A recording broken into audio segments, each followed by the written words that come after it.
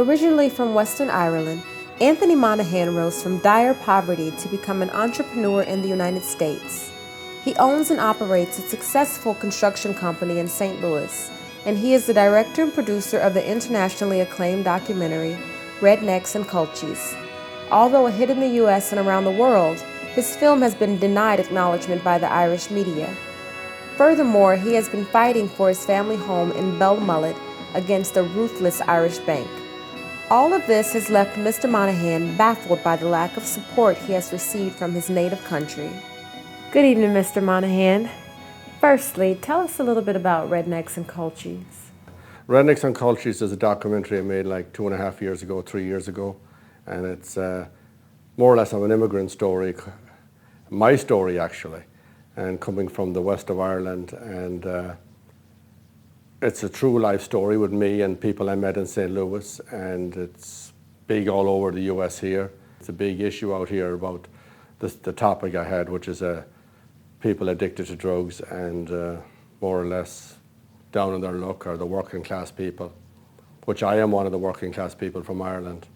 Basically, it's a story about human beings trying to survive. I thought it was a story that should be told to everybody. So, Mr. Monaghan, why do you think that the Irish media refuses to support your film, even though it's so popular amongst the Irish people? Well, why do I think it is? Because I think it's a story of an immigrant, and they don't want to show an immigrant story, because all we've been doing in Ireland recently is getting rid of all our youth, export them to New Zealand, America, Australia, Sweden, anywhere they'll take them.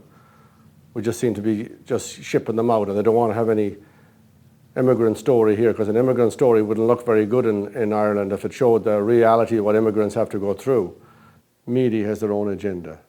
If you don't fit in with them, and if you don't say what they want to hear, you're not going to be on RTE, or you're not going to be on the Irish Times, or a few more of them papers, which disguise themselves as papers, would hide the truth. So I didn't fit in with any of the profile. The average man in Ireland or woman, they really like my story. It's just that there's an agenda when you go on RTE, because I was called up for 2 interviews actually, and I was brought home from the US for one. I was told I would be on the TV show.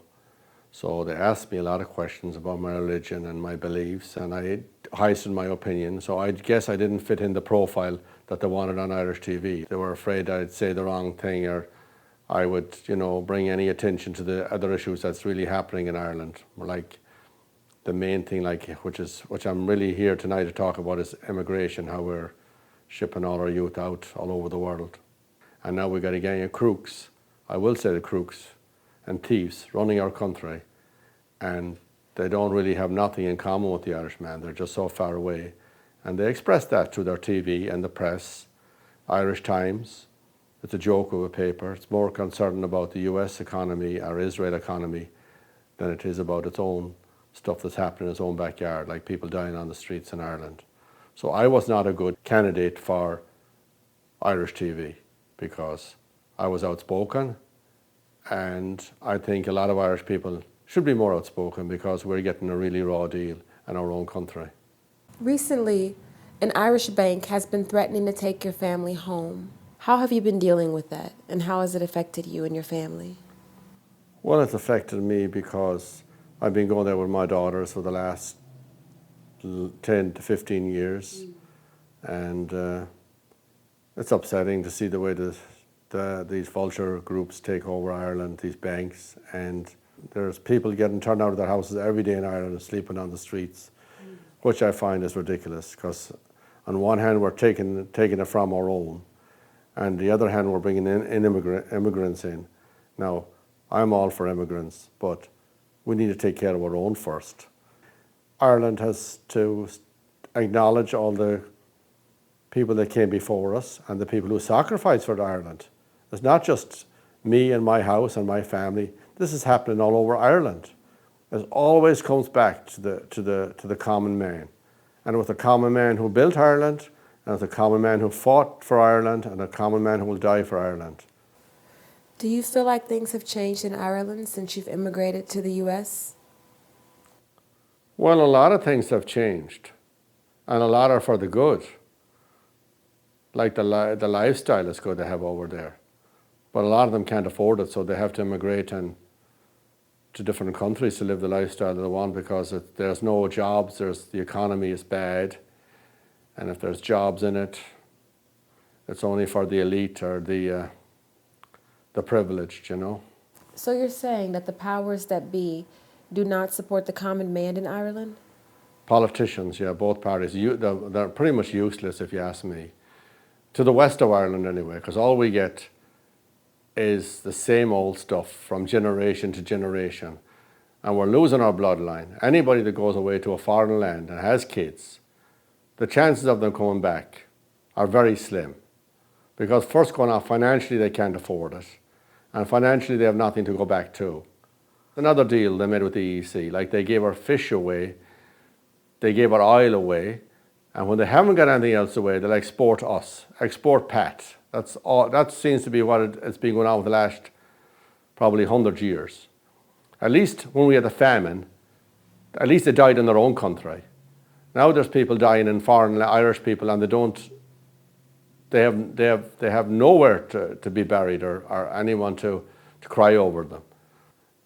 So the sad part is our government has no class.